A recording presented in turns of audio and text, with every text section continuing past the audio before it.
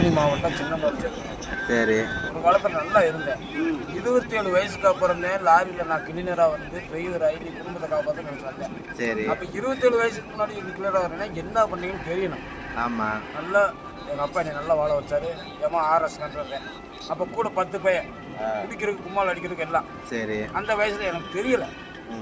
அப்போ கூட உட்காந்துருக்கே சொல்லுவாங்க, ஒரு ஆப்பு ஒரு புள்ள வாங்கி கொடுத்துறேன், அதை சாப்பிட்டுட்டு அப்படியே அடேங்க அப்பா ஊர்த்தியோடு இருக்குமாப்பா, இறக்கிற கிணறுதாப்பா ஊறும், சும்மா கிடந்த தண்ணி நாசமாக போயிடும், 4 செம்பு இறக்குனதான் 8 செம்பு ஊறும், மூர்த்தி செலவழிக்கத்தாப்பா காசு உக்காளுக்கு பெருகிட்டு இருக்கு அப்படின்னாங்க.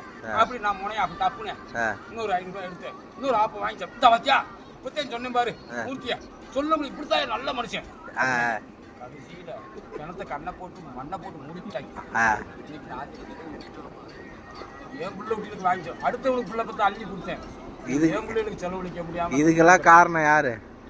மது. நம்ம தான் மது இல்லை, மது நம்மளை வீடு வெளியே வந்து முள்ளு மேல காலை வச்சுட்டு என்ன பண்ணட்டா முள்ளு குத்தி குடிச்சு, முள்ளு உன்னை தேடியா வந்து குத்துச்சு இல்ல, நீ முள்ளு மேல காலை வச்சுட்டு ஏடா பழி அங்க போடுற.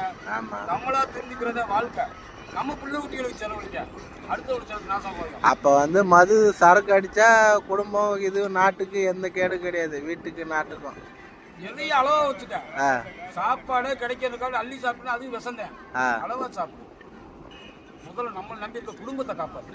சரி. அதுக்கப்புறம் நீங்க என்ன பண்ணணும்? ஆக மொத்தம் எது சாப்பிட்டாலும் அளவோட சாப்பிடணும். அதுக்காக தராசம் படிக்கல வச்சு நிறுத்தி பார்த்து அளவு சாப்பிட சொல்ல, ஒன்னளவுக்கு சாப்பிடு. பசிக்குதுன்னு வரேன்னா அவனுக்கு ஒரு 50 ரூபாய் சாப்பாடு கொடு. சரி.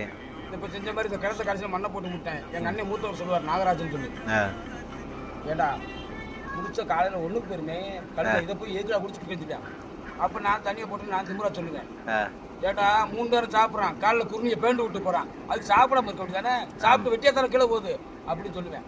அதே எங்கள் அண்ணன் சொல்லுவேன், காசு உணவு தாத்தா மதிப்புன்னுவேன். அதே நான் சொல்லுவேன், பைக்கெட்டில் 500 ரூபா தலை கூட்டு வச்சிருந்தானோ குப்பரை கடைசி கீழே வைக்கும்போது காசு என்னை தூக்கி விடாரா, பழக்கத்தாட தூக்கி விடுங்க. அதே காசெல்லாம் போன பிறகு அந்த காசு இருக்கிறனால தானே உன்னை தூக்கி விடுறான். வெறும் பையில கொடுத்தா நாய் கூட உன்னை சீந்தி பார்க்காது. ஆமா, கரெக்ட். எல்லாமே வாழ்க்கையில் அனுபவப்பட்டா தான் தெரியும். அனுபவத்தை எல்லாம் தெரிஞ்சுக்க நல்லா இருக்கு. நீ சொன்னா நிறைய சொல்லுவேன். சரி சரி பேசுனா மனசு வேதனை விட்டு நீ சொல்றேன். எல்லாரும் பாருங்க, பார்த்து சொல்லுவேன்.